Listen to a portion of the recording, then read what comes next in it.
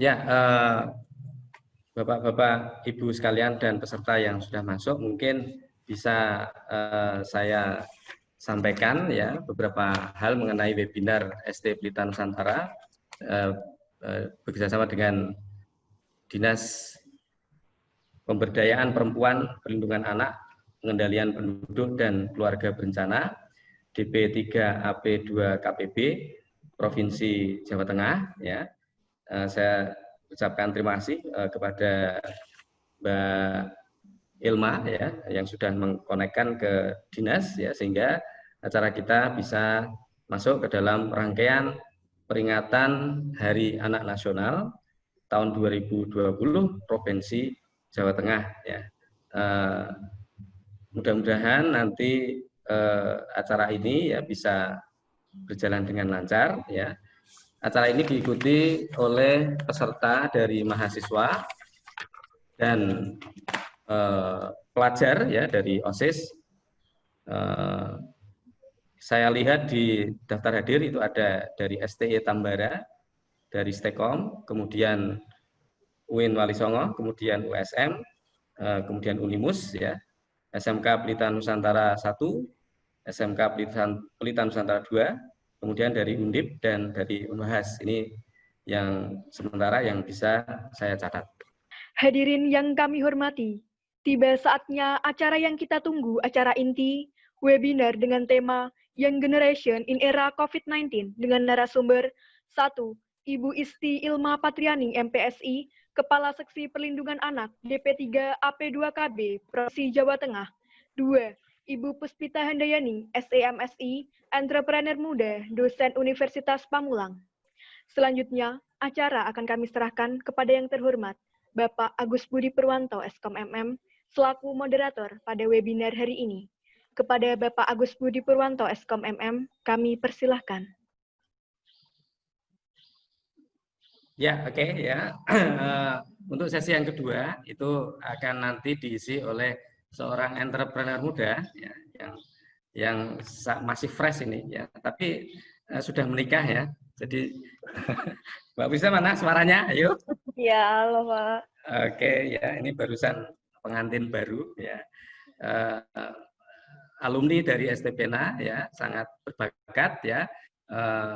Sudah berwirausaha sejak dari sekolah ya sampai dengan kuliah ya sampai dengan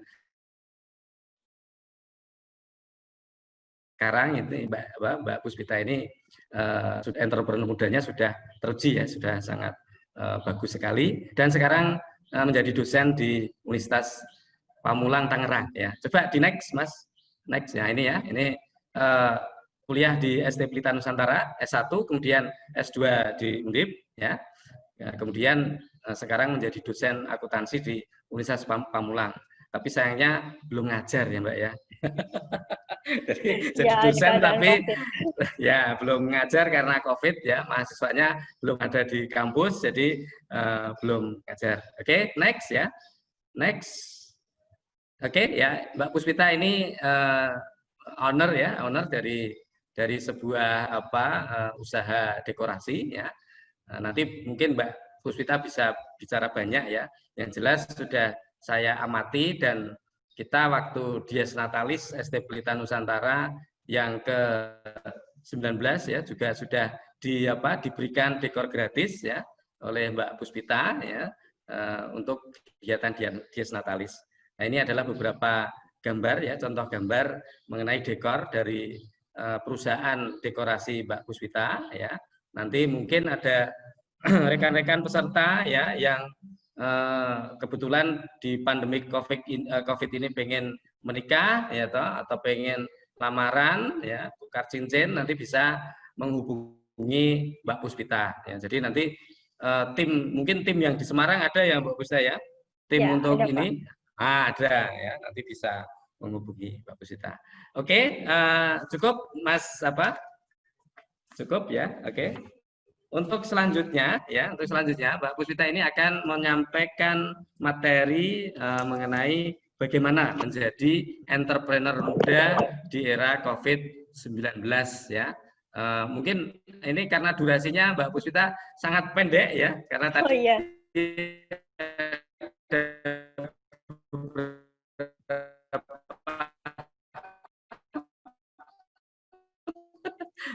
kendala. Cepat saja, simpen. Oke, ya, monggo silahkan. Ya. Oke. Assalamualaikum warahmatullahi wabarakatuh. Selamat pagi. Yang sebelumnya, yang terhormat Bapak Untung Widodo SEMM selaku Ketua STY Pelita Nusantara Semarang, kemudian Bapak Ibu dosen STY Pelita Nusantara Semarang, dan saya mengucapkan selamat untuk Disnatalis STY Pena yang ke-20 ya Pak Agus, dan selamat Hari Anak Nasional tahun 2020. Untuk perkenalan tadi sudah cukup dipaparkan oleh Bapak Agus. Saya Puspita Handayani, adalah alumni STY Pelita Nusantara tahun 2016, Prodi Akuntansi. Nah, di sini alhamdulillah saya diberikan kesempatan untuk memberikan sedikit materi dan berbagi pengalaman tentang entrepreneur muda dengan boleh di-share untuk PPT-nya. Nah, webinar hari ini dengan tema Young Generation in Era COVID-19 ya. Nah, seperti yang teman-teman ketahui juga, tadi sudah dijelaskan bahwa usaha saya yaitu dekorasi minimalis di Kota Semarang dengan nama Pas Project. Nah, di sini pasti teman-teman juga sudah tahu di era COVID-19 dengan adanya peraturan pemerintah yang melarang untuk melakukan perkumpulan massa atau banyak orang untuk berkumpul. Nah, hal ini pasti sangat berpengaruh dengan usaha-usaha yang sudah digeluti, bahkan dekorasi saya ini tentunya. Untuk 2 minggu awal dalam COVID-19 ini sangat berpengaruh bagi saya. Namun setelah saya jalani hingga sekarang, alhamdulillah usaha ini bisa tetap eksis, dan nanti akan saya berikan tips bagaimana tetap eksis untuk berwirausaha di era COVID-19 ini. Oke, sebelumnya saya ingin berbagi motivasi. Saya berhubung alumni STY Pelita Nusantara. Dulu itu waktu kuliah, saya ingat sekali kalimat dosen dari STY Pelita Nusantara, Pak Agus. Nah, di situ ada Bapak dosen yang mengatakan seperti ini. Setelah lulus dari STY Pelita Nusantara, jangan hanya berfokus untuk mencari pekerjaan dan menjadi karyawan. Namun, kenapa tidak kita yang menciptakan pekerjaan dan mencari karyawan, gitu, Agus. Nah, dari kalimat tersebut juga saya termotivasi untuk mendirikan sebuah usaha, dan alhamdulillah sekarang ini saya memiliki beberapa kru di Kota Semarang, karena saya sekarang sudah menetap di Tangerang Selatan, dan bisnisnya ada di Kota Semarang. Oke, sedikit materi yang saya berikan, yaitu 4 persiapan untuk menjadi entrepreneur. Yang pertama, saya singkat yaitu SCAN. Saya singkat ini karena untuk lebih mudah mengingat. Yang pertama yaitu skill. Pasti semua orang jika melihat seseorang pengusaha atau wirausaha itu pasti akan mengatakan dia kompetensinya emang berwirausaha, skillnya udah bagus di bidang itu gitu. Nah, bagi saya hal itu tidak sepenuhnya benar. Karena skill itu sebenarnya bisa kita pelajari. Contoh pada diri saya sendiri, saya itu lulusan SMK Broadcasting atau penyiaran, kemudian alhamdulillah S1 dan S2-nya saya akuntansi, jadi bisa dilihat saya tidak ada pengalaman sama sekali dengan dunia dekorasi. Dan dunia dekorasi ini saya lihat dari produk-produk dekorasi di media sosial. Saya merasakan ketertarikan, kemudian saya belajar dari media sosial, dari Google, kemudian YouTube, saya pelajarin semua, saya latih cara dekorasi saya, cara berulang-ulang, kemudian jadilah pengalaman ini. Jadi skill ini sebenarnya bisa kita bentuk sendiri atau bisa kita ciptakan dari belajar dan berlatih diri sendiri, kemudian akan menjadi pengalaman juga. Satu hal juga yang jadi motivasi, mungkin juga teman-teman bisa ambil, saya selalu beranggapan seperti ini. Jika orang itu bisa melakukannya, kenapa saya tidak? Saya pasti juga bisa melakukannya. Gitu ya. Kemudian yang persiapan kedua yaitu modal. Modal itu bisa jadi dari milik kita sendiri, pribadi, atau juga bisa dari kita melakukan usaha dengan teman, jadi modalnya bisa bersama. Atau juga modal bisa kita pinjam dari lembaga keuangan. Gitu. Kemudian selanjutnya yaitu anggaran. Anggaran di sini kita bisa melis berapa anggaran dari usaha yang akan kita dirikan.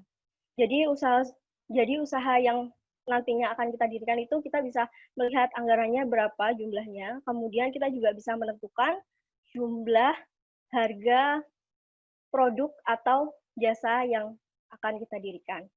Nah, dari perencanaan anggaran tersebut kita juga bisa mengetahui setelah berjalan berapa bulan modal awal kita bisa kembali berapa persen gitu. Jadi perhitungan anggaran ini juga sangat penting ya untuk melakukan usaha kita berlanjut atau tidak. Kemudian yang terakhir yaitu network, yaitu teman. Mulai sekarang jika teman-teman ingin mendirikan sebuah usaha atau ingin berwirausaha, sebaiknya carilah teman sebanyak-banyaknya. Dan jangan sampai beranggapan satu teman itu tidak penting. Karena bisa jadi satu teman tersebut ke depannya bisa membukakan pintu rezeki bagi kita. Gitu. Jadi, bukalah jaringan pertemanan yang sebanyak-banyaknya. Karena teman itu sebenarnya bisa jadi nanti ke depan dia membeli produk atau jasa kita, atau bahkan dia yang akan mempromosikan produk kita, usaha kita ke teman-temannya. Jadi itu sangat penting untuk seorang wirausaha. Oke, next, selanjutnya. Halo, oke. Nah, di sini saya lihatkan beberapa foto dekorasi pas project, bisa dari untuk akad, lamaran, kemudian wedding sederhana, ulang tahun, bahkan akikoh juga. Jadi semuanya dekorasi, insya Allah kita bisa melakukannya. Dan beberapa kali saya mengikuti webinar tentang entrepreneur, banyak pertanyaan yang muncul tentang apakah di era COVID-19 ini bisnis akan menurun. Pertanyaan seperti itu berulang kali saya mengikuti webinar seperti itu. Nah, jawabannya tentu pasti semua bisnis akan menurun. Tapi itu kembali lagi, bagaimana kita bisa tetap eksis atau mempertahankan bisnis kita di era COVID-19 ini. Nah, seperti tadi saya jelaskan di awal, di COVID-19 ini usaha dekor saya mengalami penurunan di 2 minggu awal karena dengan peraturan yang ada yang pending, bahkan cancel. Tapi setelah itu saya bertahap mempelajari dan alhamdulillah sekarang masih tetap bisa eksis untuk usahanya. Nah, setelah adanya COVID-19 ini, semua kegiatan pasti akan beralih dari sebelumnya bertemu secara langsung seperti seminar ini, kita sebelumnya bisa bertemu secara langsung di satu ruangan, tapi kita beralih tetap bisa melakukan webinar melalui aplikasi. Begitu juga penjualan baik itu produk ataupun jasa, kita bisa melakukannya dengan mengoptimalkan atau melakukan semua kegiatan itu by media sosial. Nah, atau lebih dikenal dengan online shop ya. Nah, mungkin teman-teman sudah tidak asing juga dengan online shop, tapi online shop ini sebenarnya ada yang perlu digali lagi. Jadi banyak sekali orang melakukan online shop atau penjualan online, tapi dia hanya menjual secara online. Tanpa dia ketahui sebenarnya apa sih yang bisa kita gali lagi dalam penjualan online ini untuk menghasilkan penghasilan yang lebih maksimal lagi. Saya beberapa melihat di media sosial produk-produk penjualan jasa maupun produk makanan ataupun apapun itu sebenarnya sangat menarik. Bahkan kalau dilihat itu sangat menjual sekali. Namun saya amati untuk penjualannya dilihat dari segi postingan dia untuk penjualan tidak semaksimal itu. Jadi banyak orang yang mengetahui online shop, tapi tidak banyak orang yang mengetahui bagaimana tetap eksis dalam penjualan online. Berikut saya akan memberikan next untuk slide selanjutnya. Nah, ada 3 tips gitu untuk jualan online. Ini pengalaman saya pribadi selama melakukan bisnis pas project. Yang pertama yaitu rajinlah posting foto di media sosial. Untuk posting ini saya anjurkan untuk setiap hari. Kenapa setiap hari? Banyak sekali pengusaha yang dagang di online shop beranggapan saya sudah memposting ini kemarin, jadi nggak perlulah posting lagi di hari ini, gitu kan? Padahal coba kita ingat gini, ada istilah Jawa yang menyatakan Witing Trisno Jalaran Seko Kulino, ya kan? Itu yang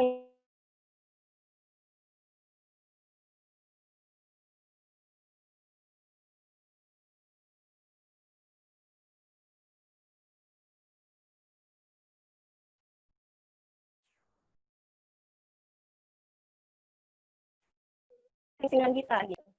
Jadi jangan bosen untuk memposting produk jasa ataupun produk jualan kita di media sosial, baik itu di Facebook, Instagram, Twitter, WA. Jadi jangan hanya berfokus pada satu media sosial saja. Semua media sosial kita maksimalkan, kita gunakan semua. Oke, kemudian ini ada setelah posting pasti di bawahnya ada caption. Kita tulis caption secara lengkap, secara rinci untuk menjelaskan deskripsi produk ataupun jasa kita dengan kalimat yang menarik tentunya. Nah, itu poin yang paling penting, jelaskan hal yang paling menarik dalam produk kita atau jasa kita yang tidak ada di usaha orang lain. Itu yang paling menarik. Jadi dikasih bold gitu, paling besar. Ini nih yang paling menarik dalam usaha kita. Kemudian setelah caption foto tadi, di bawahnya bisa kita cantumkan hashtag. Hashtag ini dengan simbol pagar. Nah, jarang sekali saya melihat orang berjualan online shop tanpa menggunakan hashtag. Padahal hashtag ini sangat membantu dalam penjualan. Kenapa? Karena seseorang jika membutuhkan suatu produk atau jasa di media sosial, dia akan men-searching dengan kalimat-kalimat yang secara umum. Misal, ini saya pas project, saya berikan hashtag dekorasi Semarang murah, hashtag dekorasi Semarang, dan seterusnya. Kenapa ini terpisah walaupun sama dekorasi Semarang murah dan dekorasi Semarang? Tapi perbedaan satu kata saja itu akan memberikan perbedaan link yang akan kita hantarkan di sana. Jadi sebaiknya berikan hashtag sebanyak-banyaknya. Karena orang akan melihat produk kita atau akun kita melalui hashtag ini. Tidak banyak yang tiba-tiba bisa langsung, misal searching pas project, itu pasti tidak banyak. Jadi untuk awal suatu usaha, kita berikan hashtag yang terbanyak-banyaknya. Orang setelah minat, lihat postingan kita di hashtag tersebut, dia akan langsung masuk ke akun kita dan melihat, mengkepoin semua bahasa-bahasa sekarang ini ya. Jadi dari segi itu promosi kita akan maksimal. Kemudian gabung juga dengan akun grup media informasi kota masing-masing. Di Kota Semarang itu ada akun grup media sosial di Facebook dan itu sangat-sangat membantu sekali. Saya terjun juga di situ, saya melihat ada ribuan anggota, puluhan ribu anggota di sana, dan ada seminggu sekali, ada 2 minggu sekali akun tersebut memberikan pintu terbuka, maksudnya memberikan kesempatan untuk para pengusaha untuk memposting semua usaha-usahanya. Dengan kita mengajukan promosi ke akun tersebut, kita menunggu ACC dari adminnya. Dan itu benar-benar sangat membantu untuk penjualan online. Jadi jangan hanya terfokus untuk satu akun sosial media. Semuanya kita maksimalkan dalam penggunaannya. Karena media sosial ini sangat-sangat free, jadi kita bisa sangat-sangat memanfaatkannya. Oke, next selanjutnya. Tips yang kedua, yaitu post semua bukti pendukung. Kenapa ini sangat penting? Saya mengalaminya. Dulu waktu pertama kali usaha, saya dijelajahi online shop ini. Untuk pertama pasti postingan-postingan bukti penjualan sangat sedikit karena kan belum langsung banyak ya yang order ya. Nah, ini sangat penting karena apa? Karena orang-orang yang membeli online shop itu sangat tergantung melihat historis transaksinya. Karena banyak sekali online shop itu yang penipuan sangat banyak sekali, tinggal transfer kemudian barangnya tidak datang. Untuk akun-akun seperti Instagram, Facebook, dan WA itu menjadi pusat penjualan online yang penipuan. Karena untuk yang seperti akun penjualan resmi itu sangat pasti orang akan percaya. Nah, kalau kita terjunnya di media sosial yang free seperti Instagram, Facebook, seperti itu, kita harus menyantumkan bukti-bukti transfer pembeli juga. Jadi orang akan tahu, oh ini track record-nya bagus nih, oh berarti banyak ya yang udah transaksi di sini, berarti penjualan produknya dan jasanya itu benar, real sudah datang ke pembeli. Yang kedua, lanjut, foto ataupun video proses produksi dan packing. Jadi selama kita produksi atau packing produk, itu sebaiknya kita video. Nah, ini anak-anak muda nih, paling seneng banget buat story, kayak foto lagi kegiatan apa, kemudian video lagi asik nih, main kemana gitu. Nah, sekali-sekalilah, atau maksimalkan kita memposting semua kegiatan produksi usaha kita. Orang akan mengetahui, oh iya benar, pas project ini benar ada, jadi semuanya ada pekerjanya jelas, melakukan dekorasinya seperti ini gitu. Jadi mereka akan tahu dan semakin yakin untuk membooking kalau untuk jasa ataupun order di produk-produk usaha.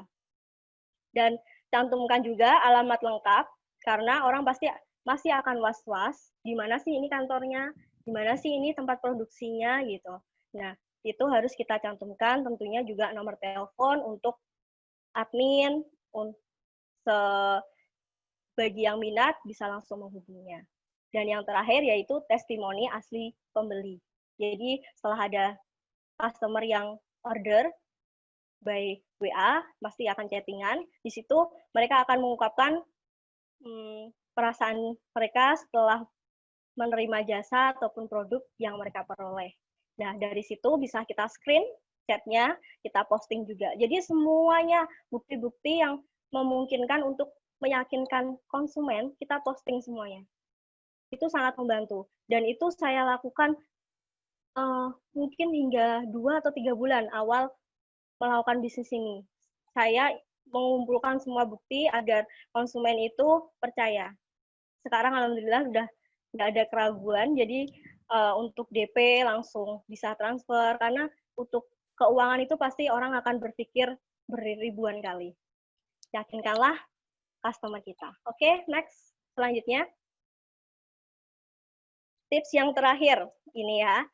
Sering buatlah giveaway atau promo. Pasti anak-anak atau teman-teman ini yang sering media sosial, sering lihat giveaway gitu kan ya, ikutin giveaway ini gitu, akan dapat mobil, HP, ataupun apapun itu. Nah, sebagai pengusaha awal di media sosial, saya menyarankan untuk Anda atau kita semua ini melakukan giveaway. Tujuannya apa? Giveaway ini menarik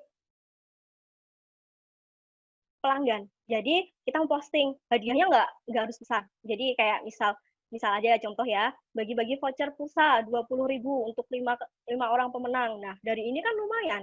Semua akan berpartisipasi dengan syaratnya tentu follow akun ini, follow akun Pas Project, kemudian tag teman sebanyak-banyaknya di kolom komentar. Tujuannya apa? Jadi teman-teman yang belum melihat Pas Project, tentu dia akan melihat, oh ada nih Pas Project, ternyata dia dekorasi ya di Semarang, harganya ternyata murah ya di sini gitu.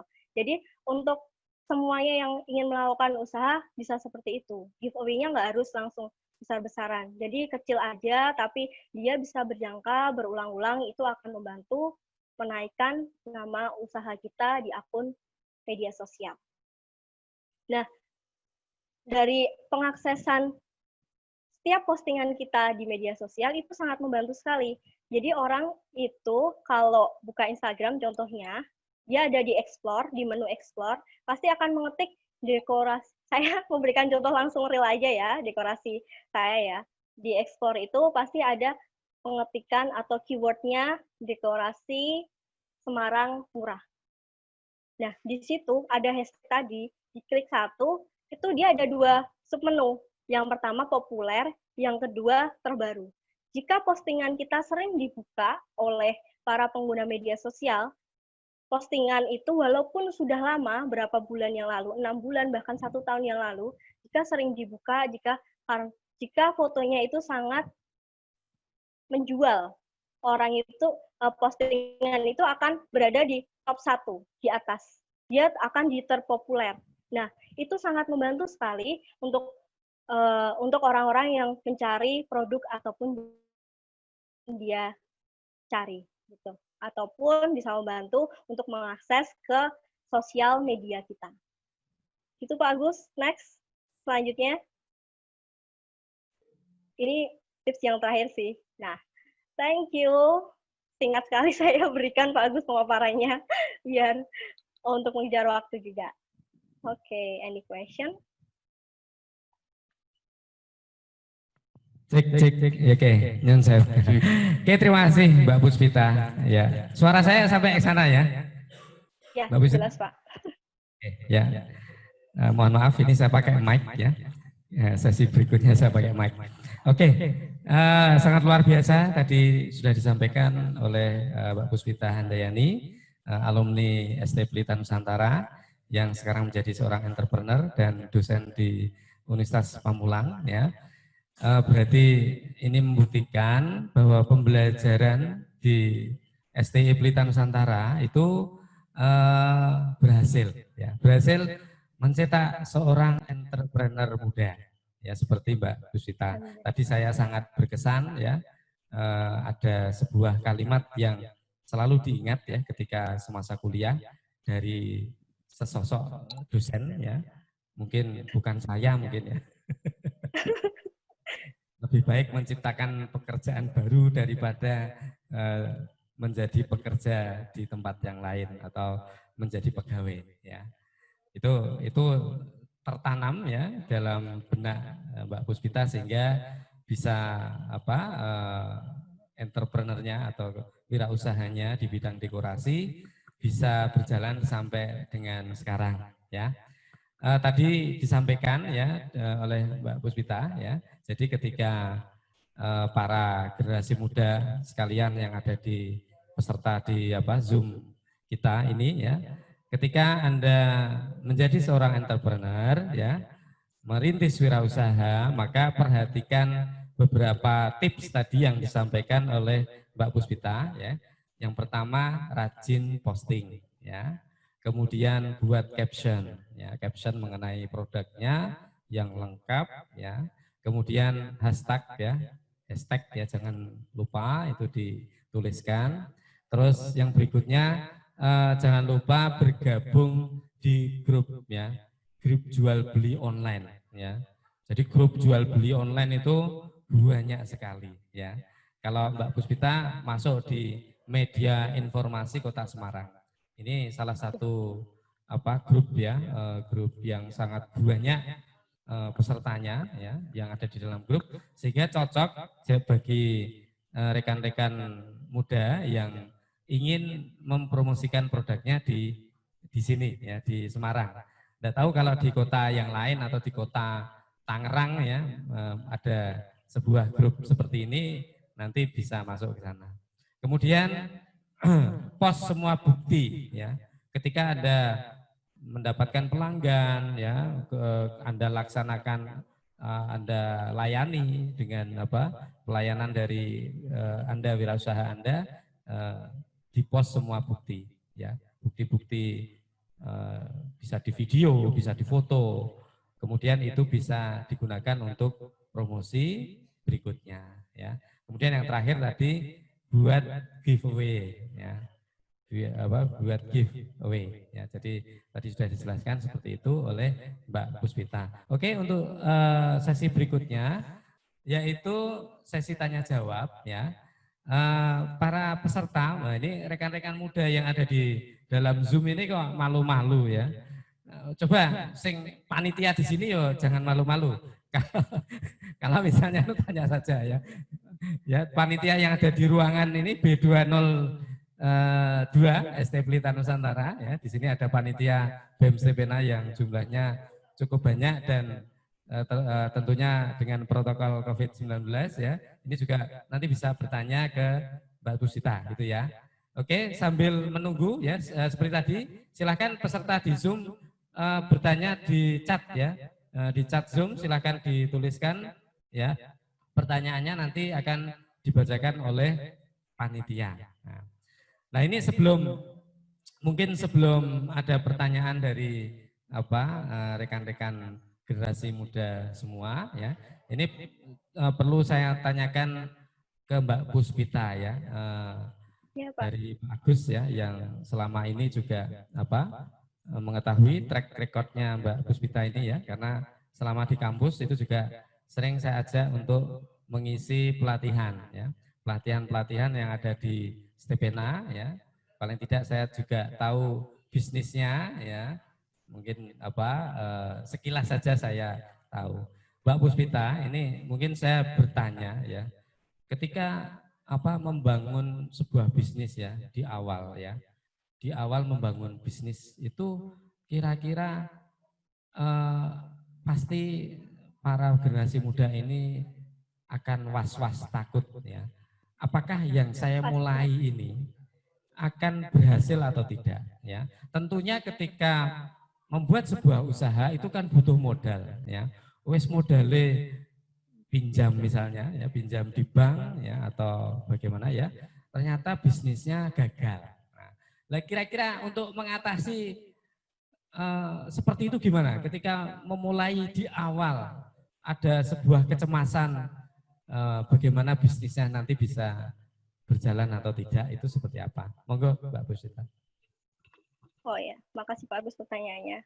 Nah, ini yang sering ditanyakan juga dan masih teringat sekali di saya sendiri Pak. Untuk mendirikan bisnis ini, nggak bisnisnya aja ya sih, bagi para pemuda atau teman-teman sekalian jika ingin melakukan usaha, yang pertama kali apa yang kita minati gitu. Jadi kita harus tahu dulu apa yang kita minati, kemudian kita lihat peluangnya untuk kita terjun di bisnis ini besar apa enggak gitu. Jadi kayak kita udah lihat dulu nih di Semarang yang udah ada apa ya gitu. Kayak ini pas project dekorasi yang saya ambil untuk melakukan usaha ini, pasti di Semarang dekorasi itu udah banyak. Dari dasar awal saya melihat kesenangan dulu. Saya melihat postingan-postingan dekorasi, kok simple ya, ternyata bagus ya gitu. Saya melihat dari harganya, kemudian dari saya menganalisis tersebut, saya langsung cari tahu apa sih kekurangan dekorasi di Semarang ini. Saya buat list kekurangan-kekurangan apa, kemudian bisa saya tutupkah untuk saya lanjut usaha ini gitu. Saya menganalisis, kemudian saya bisa tahu nih, oh ternyata kekurangannya ini. Kalau misal saya melakukan pertambahan atau saya melakukan inovasi lagi gitu, bisa nggak ya gitu. Jadi saya melakukannya asal dasar itu. Yang kedua pasti keyakinan, seperti tadi Bapak Agus tanya, kalau nanti kedepannya gulung tikar atau kalau nanti kedepannya usahanya nggak jadi padahal udah ngeluarin modal banyak-banyak gitu kan ya Pak Agus ya, itu pasti orang pasti akan berpikir seperti itu. Saya pun bukan dari diri saya sendiri, tapi justru malah dari eksternal atau orang lain yang di sekitar saya. Jadi banyak sekali yang mengatakan ketika saya mengungkapkan saya ingin buka usaha dekorasi minimalis, banyak yang mengatakan apa bisa sih gitu. Kan tadi juga saya sudah sampaikan bahwa saya nggak ada track record untuk sebagai dekorasi. Nggak ada basic sama sekali dekorasi. Apa bisa sih seperti itu? Bukannya dekorasi juga udah banyak. Pasti ada pertanyaan-pertanyaan seperti itu yang menjatuhkan untuk kita melakukan usaha. Pada dasarnya, semua itu dari keyakinan diri sendiri. Jadi kita yakin, kita itu pasti bisa. Seperti tadi yang udah saya sampaikan, bahwa saya selalu beranggapan, kalau orang itu bisa, kenapa saya tidak bisa gitu. Jadi kayak itu menjadi motivasi tersendiri, saya bisa melakukan usaha ini, usaha itu pasti ada naik turun, itu pasti. Tapi tergantung bagaimana kita untuk terus belajar dari pengalaman, dan belajar ini guru terbaik ya. Maaf, pengalaman ini guru terbaik. Untuk orang-orang mengatakan seperti itu. Tapi bagi saya juga, pengalaman orang lain itu jauh lebih baik. Jadi saya bisa belajar dari pengalaman orang lain, yang kemudian bisa saya revisi, bisa saya perbaiki dalam karir saya. Gitu Pak Agus. Yang pada dasarnya keyakinan diri dulu. Jadi jangan sampai tergoyah untuk orang-orang yang kan niat kita atau menurunkan motivasi, gimana ya? Gitu sih Pak Agus, banyak sih. Pasti orang-orang itu banyak yang iri atau bahkan orang-orang yang udah negative thinking dulu, itu pasti. Tergantung kita yang menjalankan. Oh ya, gini. Saya juga beranggapan seperti ini, pasti seperti ini. Kalau seseorang beranggapan saya tidak bisa melakukan seperti itu, saya anggapannya bukan itu. Orang itu berarti menilai kemampuan dia sendiri bahwa tidak bisa melakukan hal ini. Tapi belum tentu saya pasti akan bisa melalui ini, gitu Pak. Iya, oke, itu jawabannya sangat memuaskan Pak Agus ini ya. Oke, itu tadi jawaban dari Mbak Puspita bagaimana mengatasi ya ketika seorang anak muda itu mengawali sebuah bisnis ya, atau menjalani bisnis ya yang sudah berjalan di era pandemik ini, tentunya juga sangat sulit ya bagi kita semua yang ingin menjalankan sebuah usaha atau entrepreneur. Iya, oke. Di dalam room ini ya. Oh, di chat. Ya, di chat, lewat chat ya, silakan. Ada yang masuk? Ya, oke. Dari Yofi Puspita dari STIE Taman Siswa Banjarnegara. Ya. Oh iya. Oke. Nah, ini tanya sama Mbak Puspita ya. Namanya Yofi Puspita, tanya sama Mbak Puspita. Tanya, apakah baik ketika kita memulai usaha bukan karena skill yang kita miliki atau hobi kita, tetapi karena kita melihat peluang pasar yang ada. Apakah baik kita memulai usaha bukan karena skill kita, berarti skillnya itu tidak punya sebenarnya, ya toh? Atau hobi, kita tidak punya hobi di bidang itu, tapi kita hanya melihat peluang pasar yang ada. Monggo Mbak Puspita. Oh iya. Baik atau tidak itu pasti baik jika niat kita baik, ya gitu kan ya. Tidak punya skill, seperti saya sudah sampaikan tadi, saya sama sekali tidak punya skill. Jadi skill itu bisa kita buat seperti saya paparkan tadi, kita dari belajar dan terus berlatih, pasti akan terwujud skill yang sangat besar. Nah, kemudian untuk melihat peluang, kita menjalankan usaha dari melihat peluang. Untuk melihat peluang bagi saya, menurut saya itu cukup bagus, tapi tergantung gimana kita menjalankan selanjutnya.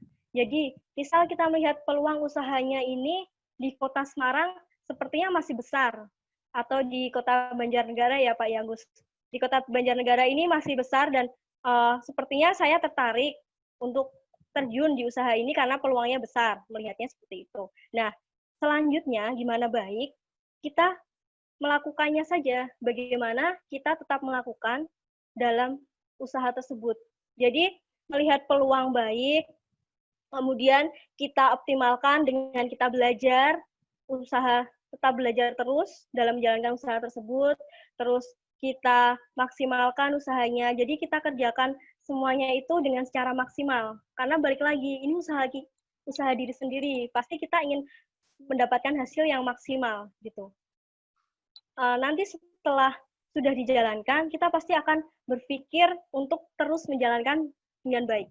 Jadi seperti itu sih bagus. Singkatnya sih semuanya akan baik jika kita melakukannya dengan niat yang baik dan kita melakukannya dengan belajar dan berlatih terus. Iya. Pasti hasilnya juga pasti akan baik. Oke.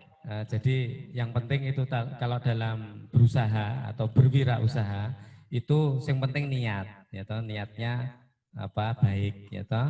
Terus bersungguh-sungguh, ya. Jadi tenanan, telaten. Walaupun kita tidak punya skill di sana atau hobi di sana, tapi kita punya niat baik dan punya ketelatenan, kesungguh-sungguhan. Itu kira-kira dari jawaban Mbak Puspita itu situ ya. Terus ada lagi dari Rosi Maulida, ini mahasiswa STE Pena ya. Oke, saya mau bertanya, adakah tips dari Mbak Puspita untuk tetap bisa semangat berbisnis saat sedang benar-benar bosan? Nah ini, jadi bisnis itu bosen ngantean ya toh. Semangat, menumbuhkan semangat itu seperti apa ya? Oke, payu-payu jadi bosen. Apa payu akeh, duit akeh ngantek bosen. Jadi bosen kebiasaan gitu ya Pak. Oke, gitu monggo. Oke, tipsnya banyak sekali. Yang pertama pasti nggak sedikit lah, banyak orang pasti yang beranggapan melakukan bisnis ini untuk memperoleh keuntungan, pasti itu ya, ingin memperoleh laba yang banyak, pasti itu. Nah, dalam melakukan bisnis, kalau saya dalam diri saya sendiri, untuk awalnya saya ini kan di sekarang alhamdulillah udah ada kru di Kota Semarang yang menjalankan bisnis ini, bisnis dekorasi. Nah, saya selalu beranggapan, saya selalu melihat kru saya. Jadi, kalau saya lelah atau saya bosan, saya pasti akan melihat nanti kru saya gimana ya gitu. Jadi, saya malah berpikiran ke orang lain dulu gitu. Jadi, saya termotivasi untuk, oh ya, oke, lanjut aku nyari inovasi apa ya di era, apalagi di era COVID kayak gini, ada pembaruan apa ya yang bisa bikin banyak customer datang lagi. Bisa ada bookingan banyak, kemudian kru-kru saya ini juga tetap berkelanjutan gitu. Apalagi di era COVID-19 ini, semua pekerjaan banyak yang di PHK gitu. Jadi saya beranggapan, seenggaknya saya bisa membantu. Saya berpikirannya seperti itu. Kalau usaha ini saya jalankan terus, saya masih bisa membantu orang lain juga untuk penghasilan. Nah, seperti yang poin tadi, yang tentang keuangan, itu juga bisa jadi motivasi diri sendiri. Kalau udah bosan, kayaknya, kalau anak muda pasti deh, berpikirannya lebih ke situ juga ya. Kayak, pengen beli ini nih, gitu. Tapi uangnya udah nggak ada, ya udah deh, harus maksimal lagi usahanya, biar nggak bosan, kita harus terpacu pada titik apa. Jadi, orang itu memiliki titik fokus yang berbeda-beda tentunya. Jadi ada yang seperti saya tadi, saya melihat orang lain untuk memotivasi diri saya untuk tidak bosan dalam melakukan usaha. Namun ada juga yang berfokus untuk mendapatkan laba atau mendapatkan penghasilan yang banyak untuk memenuhi kebutuhan atau bahkan bisa untuk membantu orang tua. Jadi motivasi itu kembali lagi pada diri kita sendiri. Atau bahkan bisa kita flashback sejauh mungkin dari awal pendirian usaha kita masing-masing. Awal pendiriannya itu, awal didirikan usaha itu untuk apa? Kalau kita mengingat usaha kita dari awal merintis, itu pasti akan menghilangkan rasa bosan atau jenuh ketika kita sudah melakukan usaha itu bertahun-tahun. Gitu sih Pak Agus. Ya, oke. Ya, itu Saudara Rosi Maulida ya. Jawaban dari Mbak Puspita tadi intinya Benora bosen ya, bahwa niatkan kalau Anda berbisnis itu niatkan ibadah. Ya, itu satu. Tadi tak tangkap intisari dari Mbak Puspita itu ya. Jadi kalau bisnis niatkan ibadah. Ya, membantu orang lain ya. Punya karyawan ya, membantu orang lain. Jadi niatkan ibadah. Tidak hanya mikir untung berapa, laba berapa. Ya, engko yen ora laba-laba ya bosen mesti ya toh. Bisnis kok ora pernah laba, ngantek bosen kan gitu. Maka niatkan ibadah ya. Bisnis kalau diniatkan ibadah itu insya Allah berkah bisnisnya. Ya. Semuanya berkah. Kalau berkah itu yang menjalani itu ya enak saja. Ya, enggak bosan dengan senang hati untuk melakukan bisnis tersebut. Walaupun untungnya sedikit ya. Ini saya juga ada pengalaman ya dari beberapa teman. Untung sedikit tidak apa-apa, yang penting berkah. Jangan mengejar untung banyak tapi mengecewakan pelanggan. Nanti pelanggan langsung lari kalau kita dapat untung besar-besaran. Tapi untung sedikit tapi jalan terus ya kan, pelanggan semakin banyak. Nah ini akan menjadi berkah. Ya itu intisari dari tadi jawaban dari pertanyaan Mbak Rosi Maulida. Kemudian yang terakhir ini ya. Oke ya, 3 pertanyaan saja ya. Oke ya, 3 pertanyaan saja. Yang terakhir dari Ike Nurjana, mahasiswa STPNA. Ya, Nurjana STP. Ya, oke ya. Ike Nurjana ya. Assalamualaikum warahmatullahi wabarakatuh. Bagaimana sih mempertahankan bisnis dari banyak pesaing? Dan bagaimana cara bisnis kita bertahan dari sampai bertahun-tahun? Monggo, Mbak Bista. Oke, terima kasih pertanyaannya. Ini pertanyaan juga sudah saya alami sendiri. Jadi sebelum didirikan usaha saya, pesaing itu udah banyak.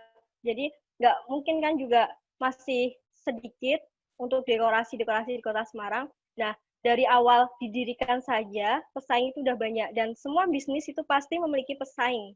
Nah, justru pesaing ini sebenarnya bisa menjadi motivasi kita.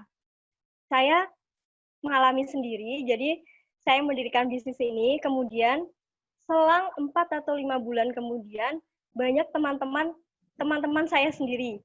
Jadi ada yang teman-teman terdekat meniru bisnis ini. Jadi kayak tiba-tiba itu kayak dari persaingan itu saya semakin termotivasi. Oh, jadi bisnis ini sangat menjadikan orang-orang itu ya terbuka wawasannya untuk melakukan bisnis ini juga. Berarti peluangnya benar-benar besar gitu. Saya malah justru termotivasi, kemudian saya melakukan inovasi.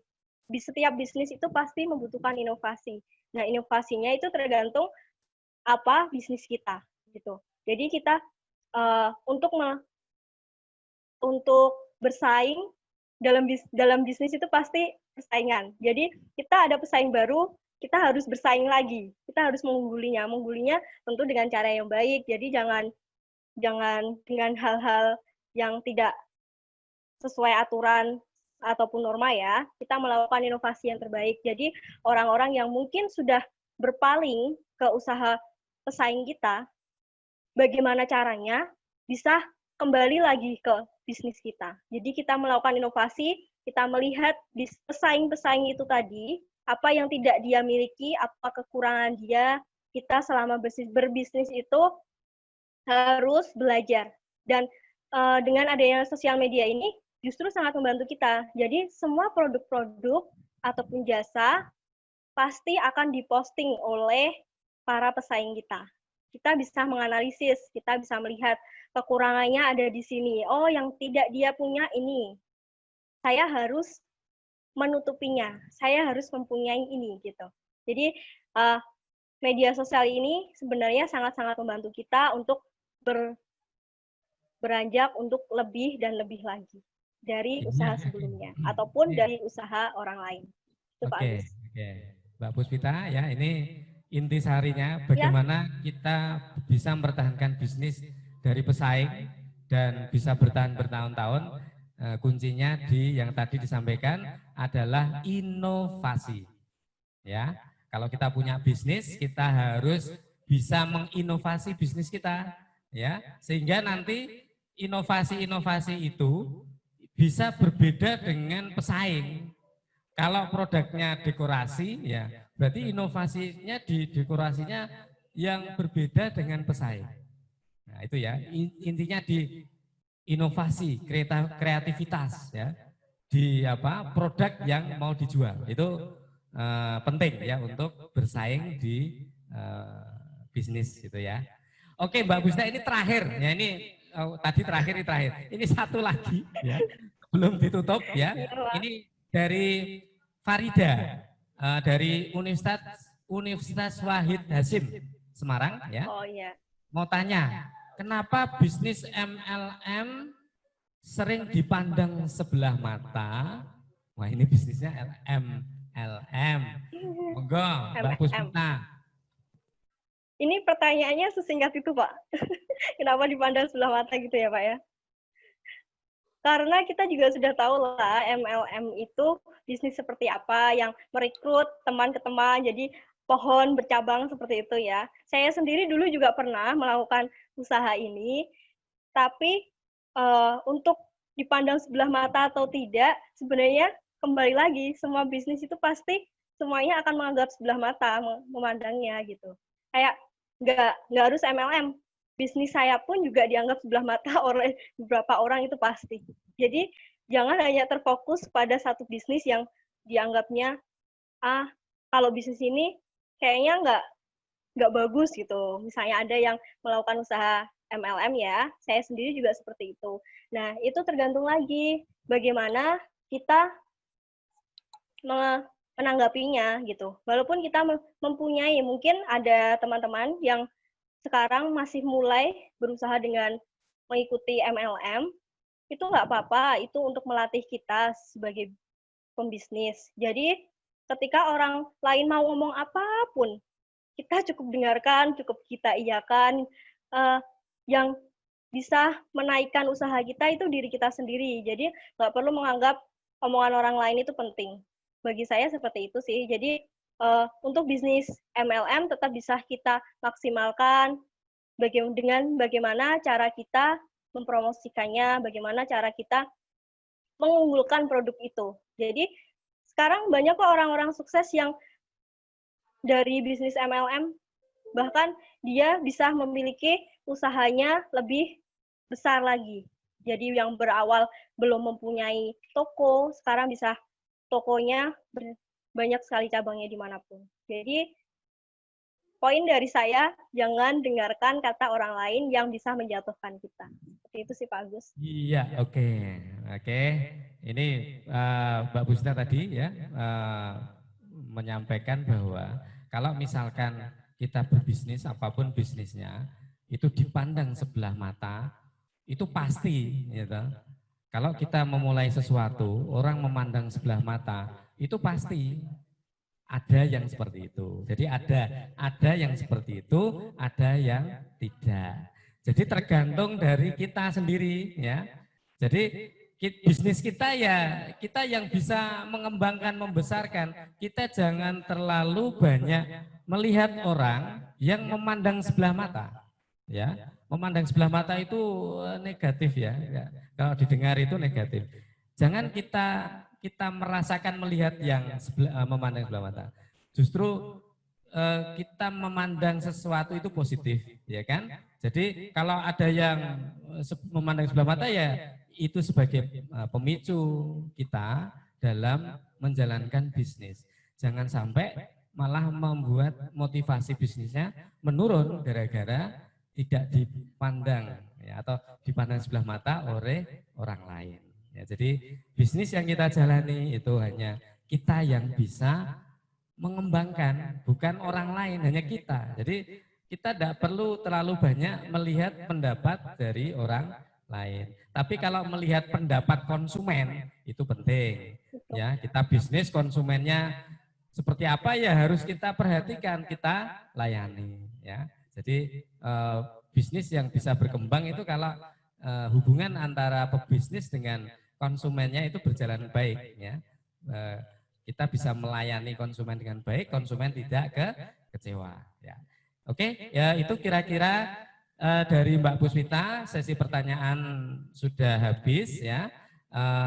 Saya ucapkan terima kasih kepada Mbak Puspita, narasumber. Ya, makasih juga Pak Agus. Tadi Mbak Ilma juga ya. sudah bisa mengisi, meramaikan berbagai ilmu di acara webinar generasi muda di era COVID-19 ya, dalam rangka Dies Natalis ke-20 STPNA dan Hari Anak Nasional 2020.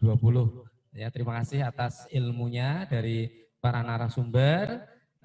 Saya sebagai moderator meminta maaf ya jika ada perkataan yang tidak berkenan ya.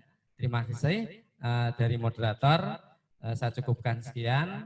Wabillahi taufik wal hidayah. Wassalamualaikum warahmatullahi wabarakatuh. Ya, silakan panitia ambil alih atau apa MC monggo.